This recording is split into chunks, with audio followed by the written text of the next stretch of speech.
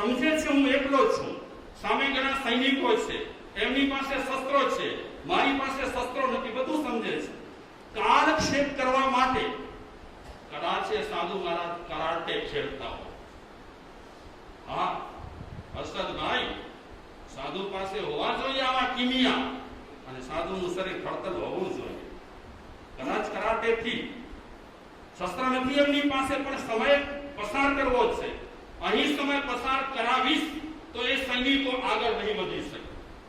એક બચી જશે તો બસ છે. ગુરુ મહારાજ પાસે પહોંચી જાય અને સમાચાર આપી દે તો બસ. લડ્યા, જે રીતે લડ્યા હોય તે રીતે, પણ લડ્યા. કોની સામે લડ્યા? સૈનિકો સામે. બીજા સાધુ હરિભદ્ર સુરી પાસે પહોંચ્યા. આ સાધુ ખપી ગયા, મારી નાખ્યા. હરિભદ્ર સુરી પાસે પહોંચેલા એ સાધુ મહારાજ હજી રજૂઆત કરે ના કરે, માહિતી થોડી આપે ના આપે, એમને પણ એટેક જેવું થઈ ગયું અને એ પણ ગુજરી ગયા, કાળધર્મ પામ્યા. બબ્બે સંતો આવી રીતે કાળધર્મ પામ્યા. એના માટે હરિભદ્ર સુરીને બહુ ખેદ થયો. ખેદની સાથે સાથે હવે સાંભળ્યું, ગુસ્સો આવ્યો, બહુ જ ગુસ્સો આવ્યો. જેના થકી આ સાધુઓ ખતમ થયા એમને હવે હું નહીં છોડું. હવે આપણો મુદ્દો છે પેલો, સહન કરવાનું ખૂટી ગયું અને એકદમ ગુસ્સામાં આવી ગયું. એક વાત એવી આવે છે આ પ્રસંગ પર કે તેલનો ધગધગતો કળાયો તૈયાર કર્યો.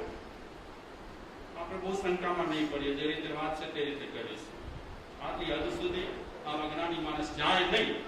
તે છતાં વાત આવી છે એટલે કહું છું, તેલનો ધગધગતો કળાયો તૈયાર કર્યો અને એ હરિભદ્ર સુરી મંત્ર બળથી જે સંપ્રદાયના સાધુઓ સાથે આ બધું થયું હતું ઘર્ષણ, એ સંપ્રદાયના સાધુઓને વિદ્યાવર્તી ખેંચી અને તેલના કડાયામાં નાખવા લાગ્યા. ગુસ્સો છે, તેલના કડાયામાં નાખે છે. ઠરેલો તેલ નથી. ઠરેલો તેલ તો સારું કે શરીરને તેલ તો મળી જાય. ગરમ તેલમાં એ સાધુઓને નાખે છે. એટલો ગુસ્સો આવ્યો. એક સાધુથી ન પત્યું, 5 સાધુથી ન પત્યું, 15 સાધુથી ન પત્યું. એમ કહેવાય છે ઘણા સાધુઓને એ ધગધગતા તેલના કડાયામાં વિદ્યાવર્તી ખેંચીને નાખી મરી ગયા સાધુ. અને એ સમાચાર જીનભદ્રાચાર્યને મળ્યા કે હરિભદ્ર સુરી એકદમ ગુસ્સામાં છે અને એમનું જો ગુસ્સો જો નહીં અટકે તો હજી પણ બહુ જ નુકસાનીઓ થશે. તાબડતોબ એમના ગુરુ મહારાજ જીનભદ્રાચાર્ય 2 ગાથા લખી. 2 ગાથામાં શું કહેવા માંગે છે કે એક સંદેશો પાઠવ્યો, એક મેસેજ મોકલ્યો. આ 2 ગાથા તૈયાર કરી અને એમના ગુરુ મહારાજ તરત જ ગમે તેને મોકલે છે. હરિભદ્ર સુરી પાસે એક ચિઠ્ઠી આવી. હરિભદ્ર સુરીએ ચિઠ્ઠી વાંચી.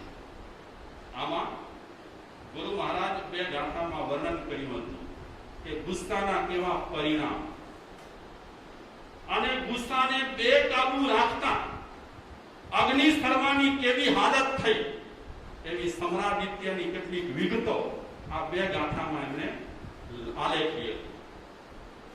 આ 2 ગાથા પરથી કળીકાળ સર્વજ્ઞ હેમચંદ્ર આચાર્ય એક વિશાળ કથા લખી, સમરાઈચ કહા, સમ્રાદિત્યની કથા. સમ્રાદિત્યમાં અગ્નિ શર્મા અને ગુણસેનનું વર્ણન એમણે કર્યું અને એમાં ખાસ કરીને ગુરુ મહારાજ આ ગાથાઓ એટલા માટે મોકલાવી હતી કે આ વાંચશે, આના પર ચિંતન કરશે તો એમનો ગુસ્સો શું થશે? ગુસ્સો શાંત થયો. પણ સમાજને એક ભેટ પણ મળી. શેની ભેટ મળી? એક વિશાળ વોલ્યુમ વાળી સમ્રાદિત્યની કથા લોકોને મળી, વિશ્વને મળી. આજે તો એ સમરાદિત્યની કથા બધી ભાષામાં મળે છે. એક સમયે પ્રાકૃત ભાષામાં હતી, પણ એ હરિભદ્ર સૂરીનો ગુસ્સો તો શાંત થયો, પણ પછી એમણે સંકલ્પ કર્યો કે મેં અનર્થ કરી નાખ્યો ગુસ્સામાં. હવે વાત આવી ગઈ, સહન કરો. સહન ન કર્યું ત્યારે ઘણા સાધુઓને શું કરી નાખ્યા? ખલાસ કરી નાખ્યા. હવે સહન કર્યું તો સફળ થયા. શેમાં સફળ થયા?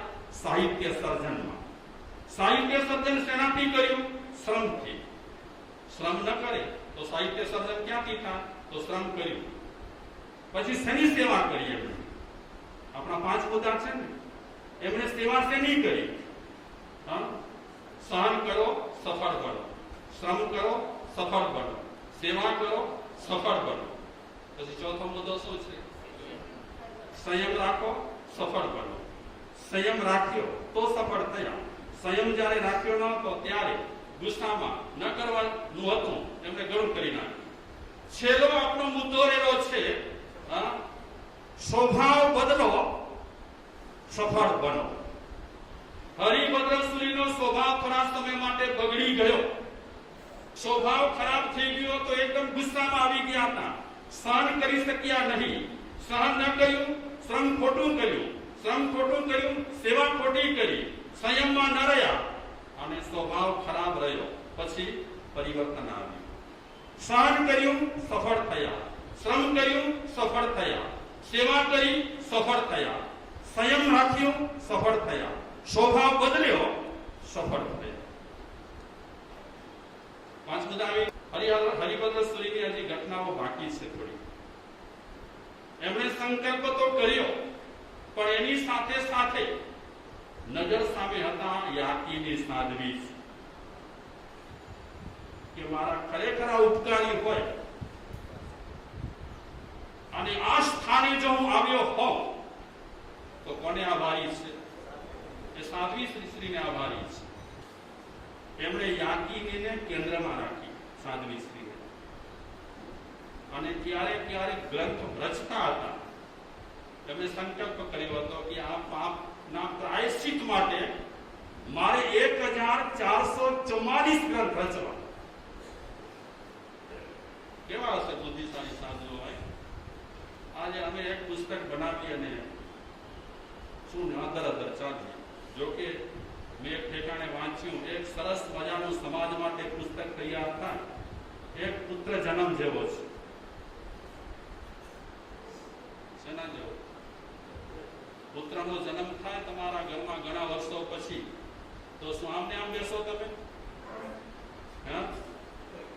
કેવો આનંદ હોય? પેંડા પણ આમ તો એમને સીધે સીધા અપાય, પણ એમને એમ ના આપો પછી પેંડા કેવી રીતે આપો? સરસ મજાનો બટુઓ તૈયાર કરો, સોનેરી કરો ને, કેટલો આનંદ ઉત્સાહ રહેલો હોય.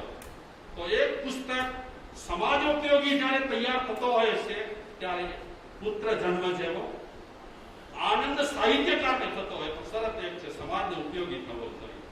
ખાલી આમાં પોતાની જ બોલબાલા રહેલી હોય ને પોતાની જ વાવા હોય, એ તો સમાજના પૈસાનો દુરુપયોગ કહેવાય. મને ક્યારેક વિચાર આવે, નથી થઈ શકતું આમ મારાથી, કે આપણે આપણી પ્રશંસામાં શું કામ ઉતરવું અને આપણા ગુણગાન શું કામ ગાવા? આપણે તો ભગવાન મહાવીરના સેલ્સમેન છીએ. મેં પહેલા કીધું હતું, અમારું કામ છે પોસ્ટમેનનું, ટપાલ પહોંચાડવાનું. એમાં શું હવે મોટી વાતો કરીએ છીએ? શું એવું મોટું કામ કરીએ છીએ? એક બિઝનેસ છે, એક જોબ છે. અમે ઘણા જુવાનોને, અમારા મિત્રોને કહીએ કે તમે જે જોબ કરો, સરસ મજાનો દિવ્યનભાઈ જોબ કરી જાય તો રાજી થાવ. અમારો પણ એક જોબ છે. ખોટો છે જોબ? ખોટો છે? શું કહો છો? જોબ સારો કે ખરાબ? તો તમે કેમ જોબ લેતા નથી? પેકેજ બરાબર નથી લાગતું તમને? પેકેજ બરાબર નથી? હા, તમારી નજર જરાક વધારે હશે પેકેજ તરફ. ચલો, હમણાં અમે એક લીધો છે, આ બિઝનેસ છે અમારો, એક જોબ છે. પેકેજ સારો મળે છે, એકદમ સરસ, સંતોષ છે. સવારના પોરમાં ગરમા ગરમ નાસ્તો, અને મેં આજે બિલ્ડિંગનું નામ વાંચ્યું, બોલો ઓહો, હવે ત્યારથી મને આમ કંઈક થાય છે. અન્નપૂર્ણા હરિભદ્ર સૂરીની વાત અધૂરી છે. એ વાતને આપણે અવસરે બીજા કેટલાક પ્રસંગો છે કે આમાં એમને શ્રાવકોએ શું મદદ કરી. શ્રાવકો વગર કાંઈ નથી. અમે કદાચ શ્રાવકોની આલોચના કરતા હોઈએ ને, બિલકુલ ખોટી છે. શ્રાવકો વગર સાધુઓ આગળ જ ન વધી શકે. સંઘ છે તો એની પ્રગતિ છે. પંડે કદાચ પ્રગતિ કરવા ઈચ્છે તો ન થાય પ્રગતિ. તો 1444 ગ્રંથ જેને રચ્યા, અને એ ગ્રંથો પણ કેવા ગ્રંથો એકબીજાથી ચડ્યા હતા. સમૃદ્ધ ગ્રંથો રચ્યા છે. અને કેટલા ગ્રંથો તો એટલા ડીપમાં છે એમના. તો એવા ગ્રંથોની રચના કરનાર એ હરિભદ્ર સૂરીને સપોર્ટ આપ્યો હતો શ્રાવકોએ. 4 પુસ્તક આપણને તૈયાર કરવા હોય ને કેટલો સમય લાગે? સારા એકદમ મૌલિક અને સરસ મજાના 4 પુસ્તક તૈયાર કરવા હોય, આમને આમ થઈ જાય? ન થાય. ઘણા આચાર્ય ભગવંતો આજે છે. વિશ્વમાં પણ ઘણા મોટા સાહિત્યકારો એલા છે આજની તારીખે. પ્રાચીન સાહિત્યકારો પણ બહુ જોરદાર થઈ ગયા છે વિશ્વમાં. વિદેશમાં પણ જોરદાર થયા છે સાહિત્યકારો. એમણે જે સાહિત્ય રચ્યું છે તરત જ તાત્કાલિક નથી રચ્યું. એમના પુસ્તકો, એ પુસ્તકોએ જે પ્રસિદ્ધિ મેળવી, વિશ્વમાં પ્રસિદ્ધિ મેળવી, એની પછવાડે એ લોકોએ યોગદાન આપ્યું છે. એમાં પ્રાણ રેડ્યા છે પુસ્તકોમાં. ત્યારે લોકભોગ્ય બન્યા અને વિશ્વમાં પ્રસિદ્ધ થયા. તો 1444 ગ્રંથો રચ્યા હશે. આ તો દિવસ રાત મહેનત કરે તો જ આ ગ્રંથો રચ્યા. તો એમણે રાતે પણ આ ગ્રંથો રચ્યા છે. બોલો, હું એ કહીશ કઈ રીતે રચ્યા છે. લાઈટો તો હતી નહીં. ફાનસમાં તો નજર ખેંચાય, મસાલમાં પણ નજર ખેંચાય. સતત એમને લખવું હોય તો કઈ રીતે એમણે રાતના સમય ગ્રંથો લખ્યા છે એની વાત અવસરે કહીશું.